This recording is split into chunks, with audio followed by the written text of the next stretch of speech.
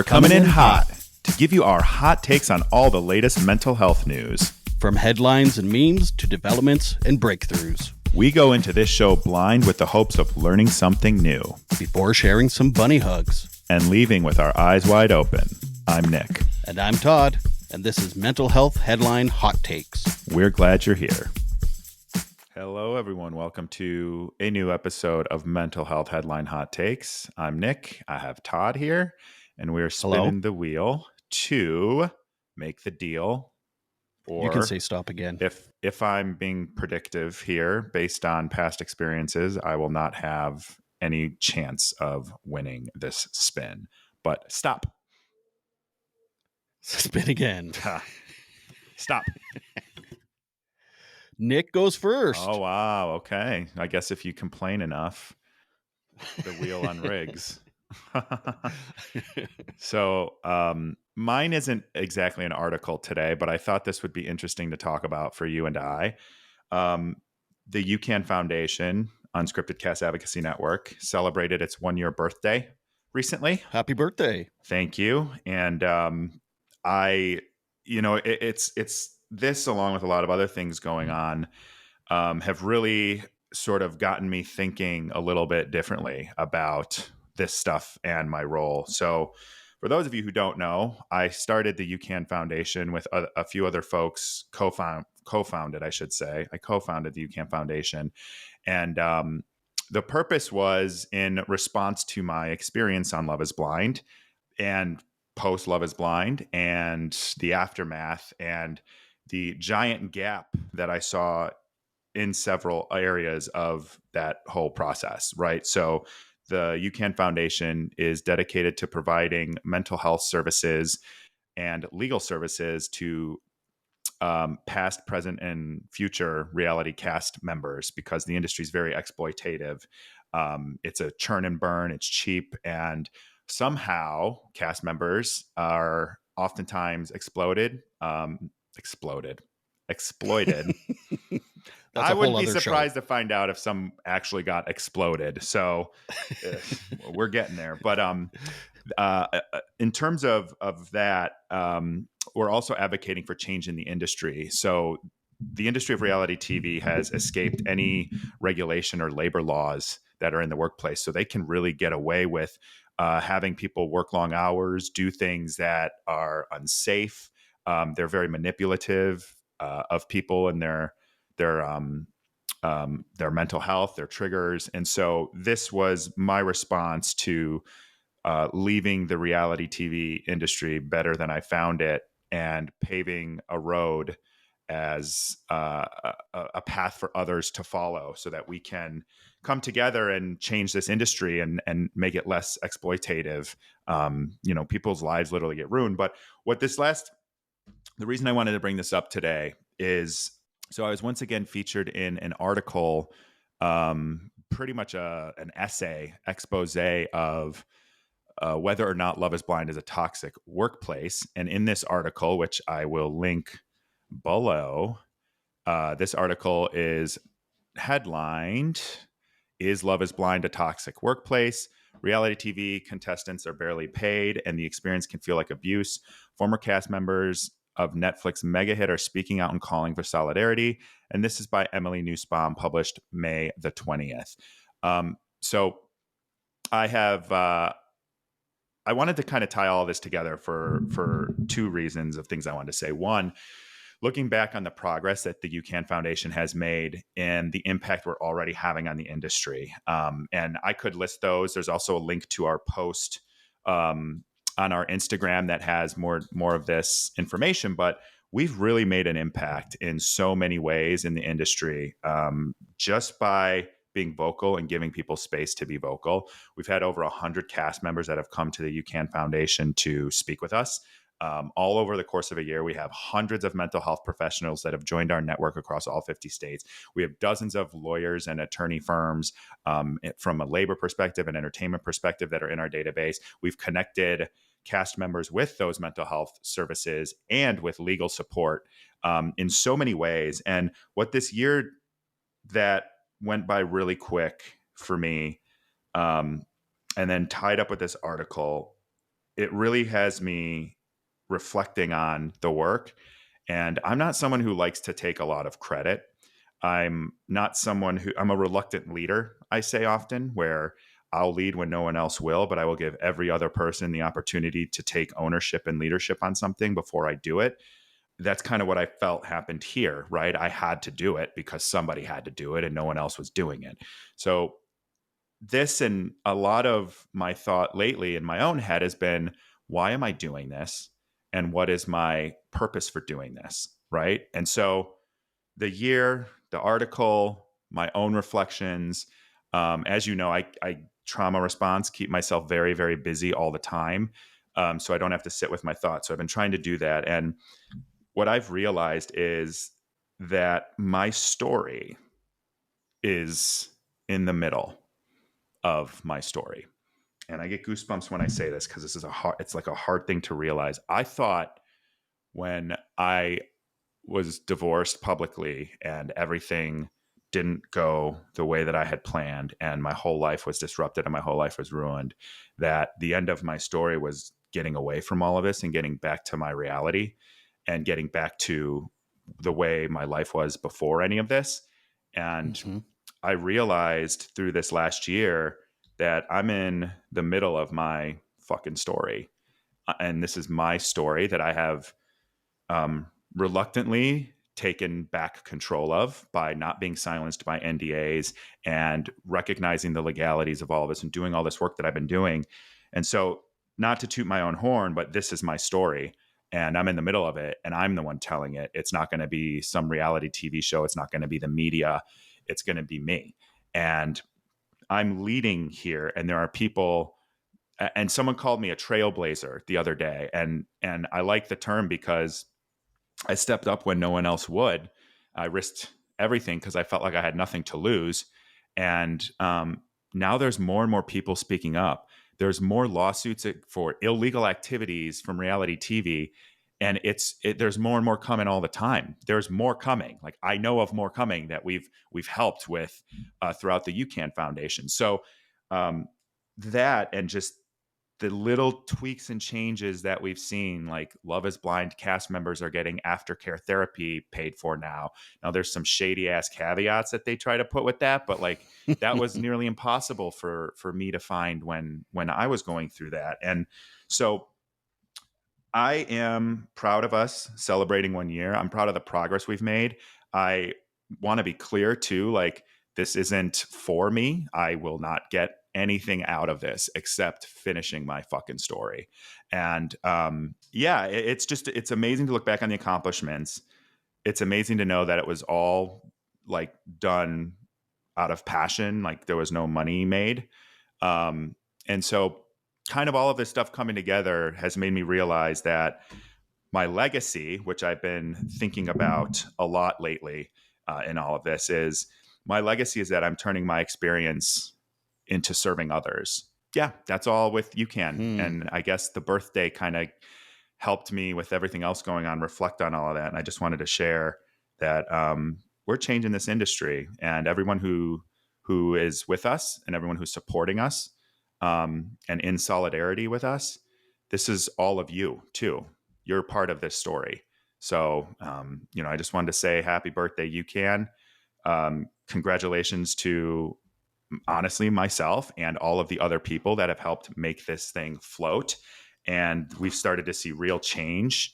And change doesn't happen overnight, especially when you're going up against such a big conglomerate. And so I just wanted to thank everybody who has helped us this last year from a PR perspective. Sarah Fruman, our publicist, doing all volunteer work, our social team, Ruthie and Hope, wonderful, doing a great job on our social. Obviously, the board of directors, which everybody I think knows by now, but more importantly, everybody out there who is supporting us, because without other people, none of this would matter, right? So, happy birthday to us! Happy birthday to all of you, and let's get this done. Is my message there, and I know it's something that you and I had talked about when we first got connected. So I know you watch Mm-hmm. reality TV. You're very supportive of the mission and everything. So, yeah, I want to thank you too for that. And we didn't even have to get the gratitude spin. Okay, my story. No, I'm kidding. I'm very, very, very, very proud of you. It's Thank you. amazing, and I mean, to have these people, be held accountable. Well, I don't even know if they're being held accountable, but they are now. Like Someone's saying maybe they not should for be their held past stuff. accountable. Yeah. Right? Yeah, right. And yeah, I mean, I I I mean, I had no idea until I talked to you just how many people's lives are being affected by these shows, and then and I'm I know talking we've to talked another one later today. It's yeah, yeah. it's just awful. I know you always hear that. Well, you signed up for it, but I mean, you Those sign up people for aren't it, but serious people. If they really think that, they're not serious people.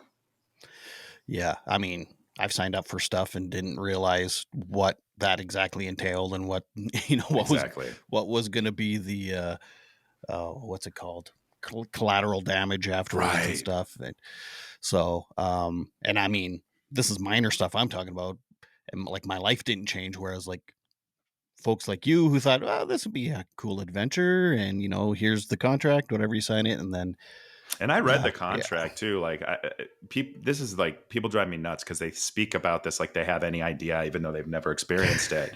And yeah, I read the contract, but when you don't live it, the contract's just words, right? I didn't exactly. know how I was going to feel when I was being filmed 18 to 20 hours a day, not sleeping, completely out of my structure. Like you can't plan for that. There's no way to plan for that. So that's just one Hmm. of the things. But people, people who say you signed up for it, if they're, but you did sign up for it, but changed my mind, cool, let's talk. If they're, you signed up for it and mic drop, like you're not a serious person and you don't deserve to be engaged on the topic. Hmm. Or they're so, I don't, because I know people that are reality TV fans and they just refuse to hear the negative stuff about it. It's Well, like, I think what it does, and I've been thinking about this a lot, and I start saying this phrase too, like when someone's telling their experience and it's negative, like you as a viewer, there's a shame element I think that can be there, and you don't want to face right, it. And yeah, the bottom line is like no one's faulting you for watching or enjoying reality TV. I'm just hmm, saying, like as a viewer, assume some of the responsibility to at least fight for better treatment. Like, I'm not saying hmm, stop watching reality TV. I'm just saying, like, hmm, be a part of the right side of history, which is what we're doing with UCAN Foundation and all of the people that are supporting it. Right. And, hmm. I had So I to mean, there's tie no reason you can't make these shows ethically and still have the same product. exactly. That's Yeah. exactly it. People are dramatic and they will be dramatic. And you don't have to escalate situations to complete an utter chaos to get that. Right. And so, Hmm. what I say this is, the stuff that happens to people lose their jobs, people have lost their lives, people have been severely Hmm. injured, Hmm. their mental health just trashed. I lived that with, my ex-wife too lived that. And there's a responsibility there, I think, as a viewer to acknowledge people who have been damaged or victimized by an industry without any real takeaway from it or tangible thing. Which, by the way, I don't care how much you pay me. Like, you can't abuse me. Like, I'm a human being. You know what I mean? And I think like Hmm. what's become so important to me with this whole like I have to finish this is my story, I'm in the middle of it, is because what Hmm. what happened to me is I felt like I was lacking a personal connection to it. And I think Hmm. that by recalibrating how I think about it, and how this is for my healing. This is and my therapist said this week. Hmm. She's like, this is your, um, this is your closure. Your closure is this.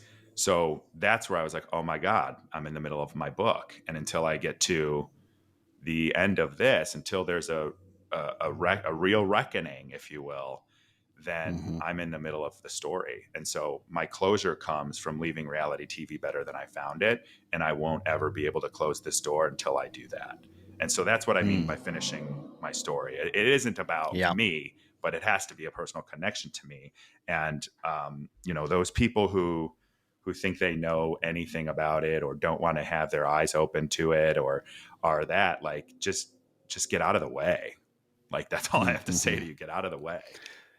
And I mean, it's 100% okay to do something that's helping other people like you're doing and do it for selfish reasons too. You know what I mean? So if this is your story that you are getting something out of it, that's fine too. Like I don't think anyone ever starts uh, something like this without, some personal reason Yeah. why they're doing it. And I So guess I hadn't thought of, I mean, my personal reason was I can't believe that they did this to me and they did this to Danielle and they're never going to do mhm, it to anybody else. And so it became mhm, about everybody else. And I lacked, and it right, kind of, it gave me what it was doing was it was like pulling my motivation away. It right. became another thing that I'm like just re-triggering and traumatizing myself talking about this over and over and over and listening to other people. And that's why I was like, well, I have to find out my why.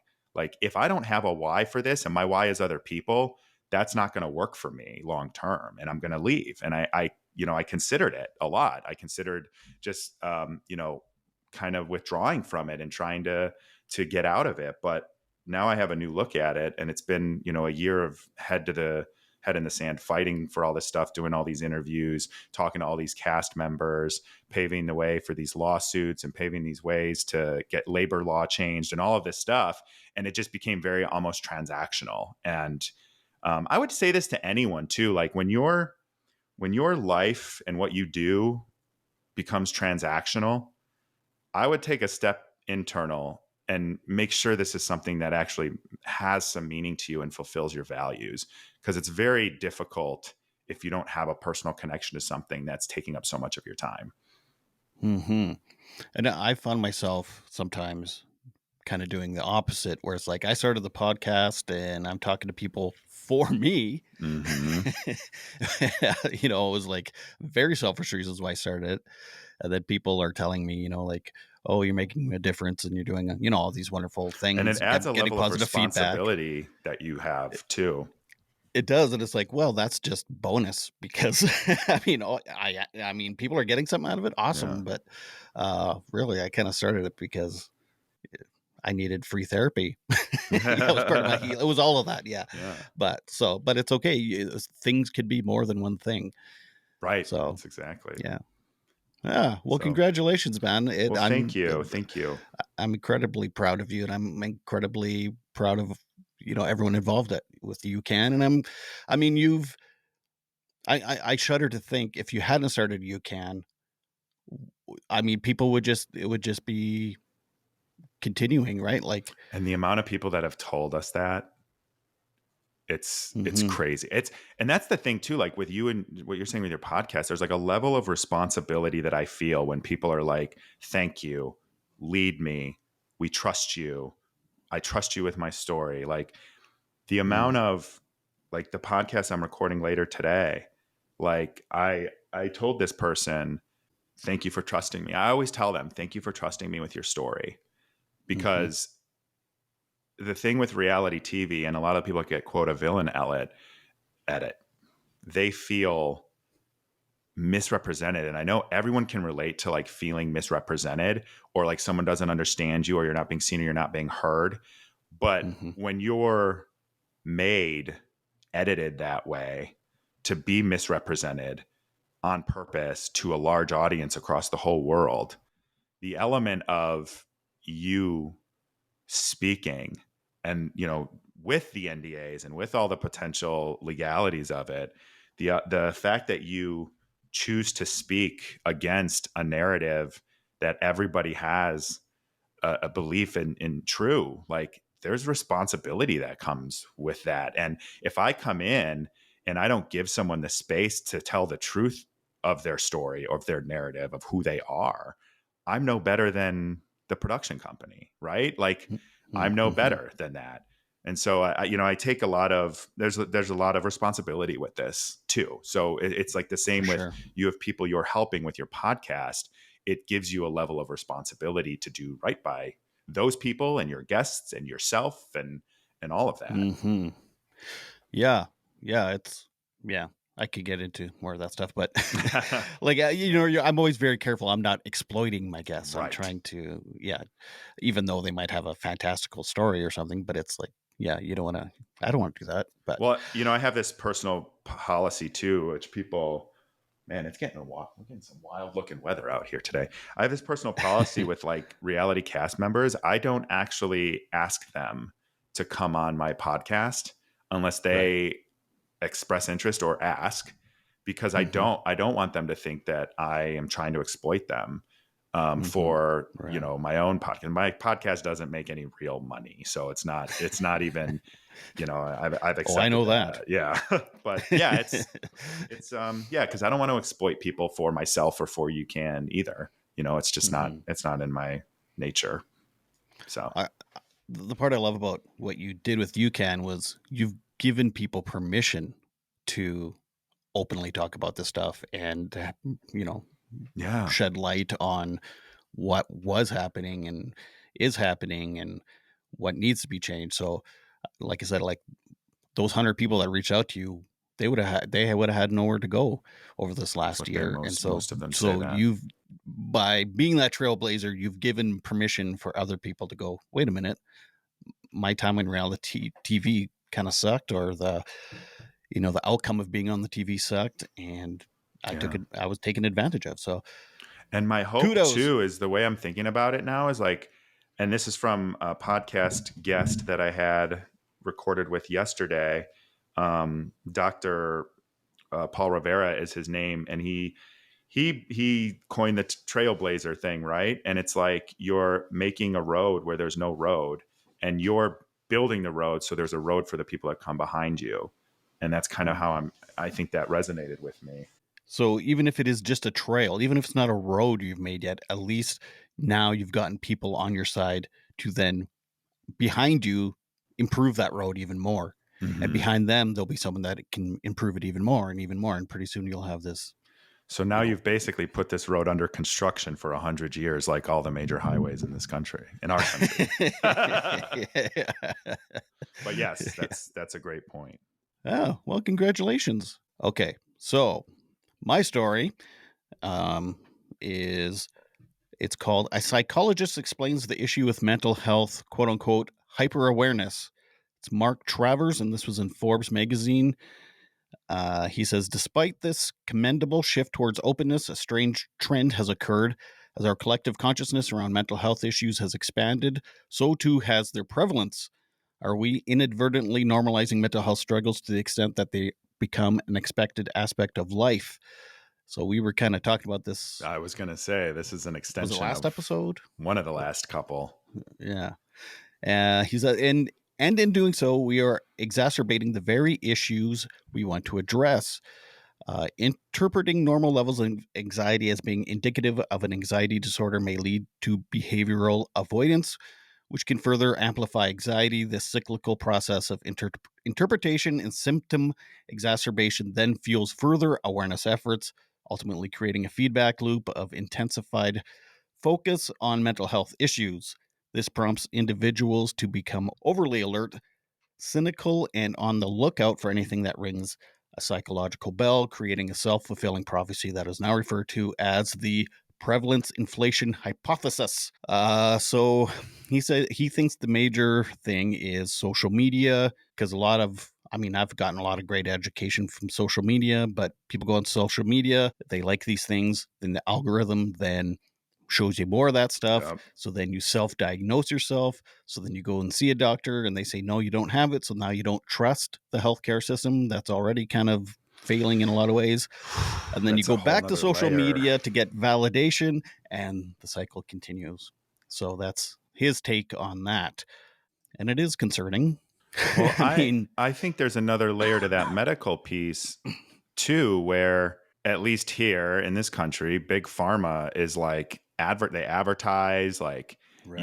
you can't watch a program or go online and at least in my algorithm and not see like antidepressant commercials and ads. And then, oh, if your antidepressants not enough, here's a Abilify. And so then they go to the Mm-hmm. doctors and they incentivize them to prescribe specific things for, whatever. And then you go in and you're like, I'm depressed. And, they ask you a couple questions and then write you a script. Right. And Mm-hmm. so what happens then is you're incentivizing both sides, right? You're incentivizing, not even Yeah. incentivizing your marketing to someone who's going to then go to the doctor, who's then incentivized to do it. And it's like, well, are we actually like, is this helping? And it's the same on the social media side or people that pop to different doctors, which I do think it's good to get more than one opinion. Don't get me wrong there, but it's a Mm-hmm. weird cycle. Yeah. And yeah, it is weird because it's like, okay, so more people are getting help that need the help, but also you're also creating like this weird complex too that everybody thinks they need. They're not, shouldn't feel sad once in a while or have Or any kind of anxious. anxiety. Yeah. Yeah. Or, I don't know how many people are self-diagnosing themselves with ADHD and OCD and Everyone. all this stuff. Everyone So, is. Yeah. um, so yeah, it's a double-edged sword for Well, then sure. on top of that, you have people diagnosing other people that have no credentials or Mm-hmm. training whatsoever to do that with social media.